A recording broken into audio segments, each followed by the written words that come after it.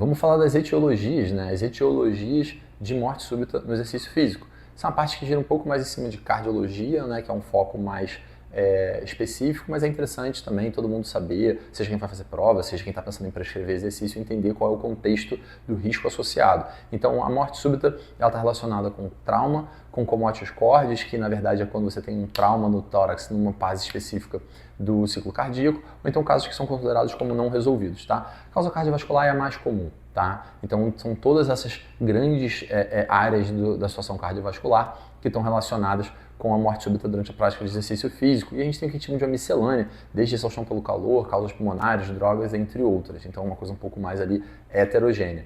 Falando das cardiovasculares, que é um ponto muito importante quando a gente fala de prescrição de exercício físico, quando a gente fala até mesmo de questão de prova, né, para quem está pensando por esse lado, a gente tem que dentro dos grandes grupos, está aí listado para vocês, desde o congênito até as arritmias, sabendo que quem sempre tem um pouco mais de destaque é aterosclerose, síndrome coronariana aguda, situações degenerativas são muito menos comuns, né? Infecciosas, a gente tem a grande questão do Covid-19, que na época da Covid foi um grande tópico, hoje em dia já deu um pouco de abaixada em relação a isso, mas faz parte.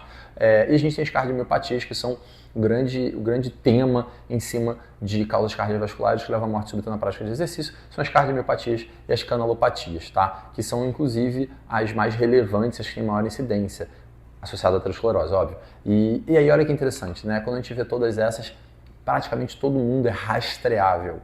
Ou seja, eu consigo rastrear e mitigar o risco de um evento adverso, dentro de entendendo a minha população, entendendo a incidência e usando dos recursos adequados de avaliação para participação ou de investigação complementar dentro desse universo. Então, praticamente todo mundo é rastreável, tirando coronarianas anômalas, né, de origem anômala, que é um pouco mais difícil, algumas artopatias mais raras e, obviamente, a FVTV idiopática, que como o nome diz é idiopática, a gente tem que praticamente todo mundo tem algum grau de rastreabilidade, o que torna isso muito legal. Então, quando eu paro para entender essa parte da incidência, tem que entender que tem 3 fatores muito importantes.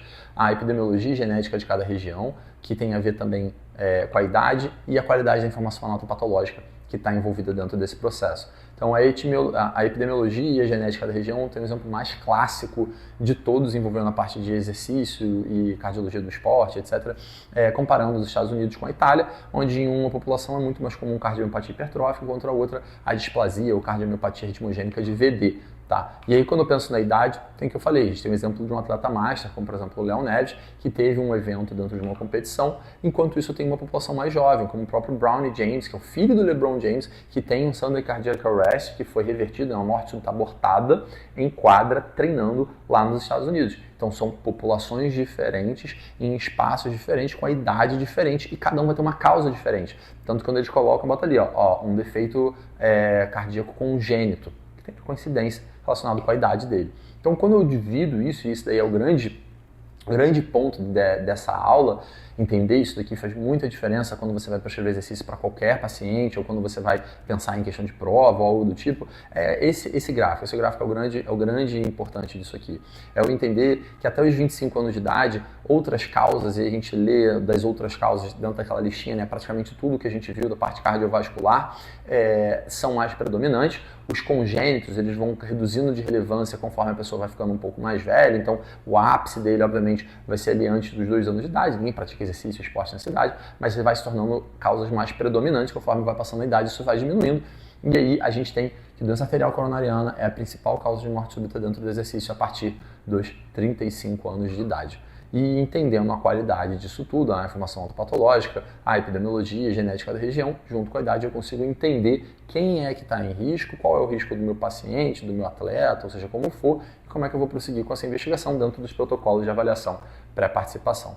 É importante entender que a morte súbita, quando a gente fala de qualidade de informação autopatológica, para a gente entender como isso é relevante, como isso tem a ver exatamente com esses outros 2 pontos desse tripé que eu estou descrevendo para vocês, a gente tem que a morte súbita, quando foi vista em jovens aparentemente saudáveis, quando foi feita a autópsia, nos Estados Unidos principalmente, né, em quase 50% dos casos, o coração era morfologicamente normal, o que mostra que a anormalidade ela é de condução elétrica. Então, arritmias malignas, secundárias, distúrbios herdados de canal iônico, até mesmo vias acessórias, são os grandes componentes que envolvem essas causas de morte súbita em população jovem.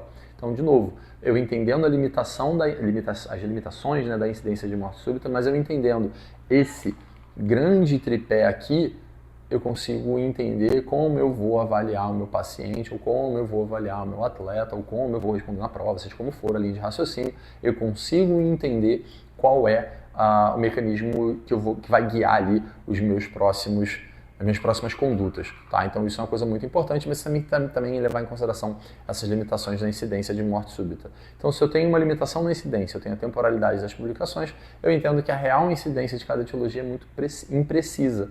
Né? Mas é o que a gente tem, é como a gente vai trabalhar e como a gente vai guiar. E aí é muito legal, esse artigo é bem legal, que mostra a sobrevivência, né, a sobrevida, enfim, o survival outcome depois de um sudden cardiac arrest em jovens competitivos, atletas jovens competitivos nos Estados Unidos. E aí a faixa etária entre 11 e 29 anos de idade, com uma idade média de 17,7 anos, num período de 10 anos, 2014 a 2023, então esse estudo ele é recente, foram 111 casos de sudden cardiac arrest, 51 sobreviveram e 60 casos de morte súbita.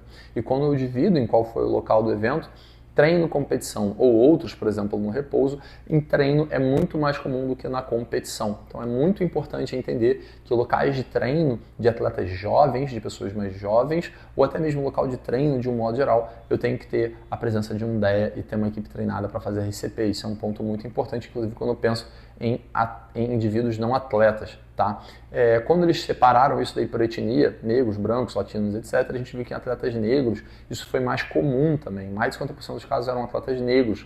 A gente mora no Brasil, é um país altamente miscigenado, então a gente tem ali uma relevância importante em saber desse dado também. E quando a gente separa em modalidade, a gente viu que basquete masculino, futebol americano ficaram ali, né, no topo em relação à incidência dos casos de sudden cardiac arrest e a incidência de morte súbita. São esportes muito mais populares nos Estados Unidos, especificamente para essa população jovem e negra, comparado com o futebol. No Brasil esse número seria muito diferente, né? E aí quem quiser dar um pause, dar uma olhada em como é que está a incidência distribuída, e a gente vê que a incidência desses atletas, né, sudden cardiac arrest e death, dentro desses atletas que foram avaliados, está batendo mais ou menos com o que a gente tinha esperado dentro dos outros artigos.